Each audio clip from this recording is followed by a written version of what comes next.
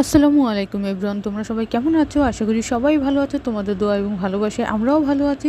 তো আজকে আমাদের বাসায় চলে আসছে একজন গেস্টটা হচ্ছে আমার ফ্রেন্ডের বোন। তো আপু কিন্তু বাইরে থাকে, উনি দেশে আসছে কিছু কাজের জন্য। আর বাই দ্য ওয়ে, আপু কিন্তু আসার সময় আমাদের জন্য অনেক চকলেট আর গিফট নিয়ে আসছে। আর এখন আবার যত্ন সহকারে রান্না করে খাওয়াচ্ছে। আপু কিন্তু অনেকটাই অসুস্থ ছিল। তো আমরা অনেকবারই বারণ করেছি যে আপু আমাদেরকে আজকে রান্না করে খাওয়াতে হবে না, যখন আপনি সুস্থ হবেন তখন খাইয়েন। বাট উনি তো শুনেইনি। তারপর বলতেছে যে, "না, আমি আজকেই তোমাদেরকে রান্না করে খাওয়াবো।" তো যেই বলা সেই কাজ, উনি তারপর রান্নাটা শুরু করে দিলেন। তো উনি ছিল ২ দিন আমাদের বাসায়। আমার মনেই হয়নি যে উনি অন্য কেউ। আমার মনে হয়েছে যে উনি আমারই বোন। অনেক মিশুক আপু। তবে একটু রাগীও বটে, বাট অনেক ভালোবাসা দিয়েছে আমাদের। তো অনেক মানে কি বলবো? যে কদিন উনি ছিল অনেকটাই ভালো লেগেছিল। আমার যখন চলে গেছে তখন মনে হয়েছিল যে রুমের মধ্যে কেউ নেই এরকম।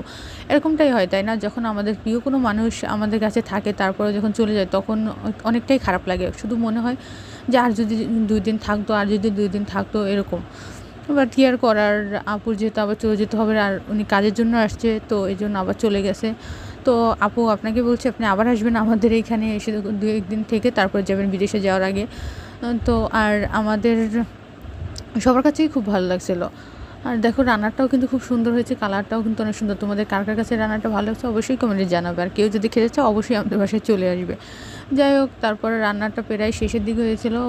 তারপর আপুকে তাও আমি মাঝখানে একবার বলেছিলাম যে, "আপু আপনি রুমে চলে যান।" যেহেতু অনেকটাই খারাপ লাগছিল ওনার শরীর। আর তখন কিন্তু রাত ১২টা বাজে।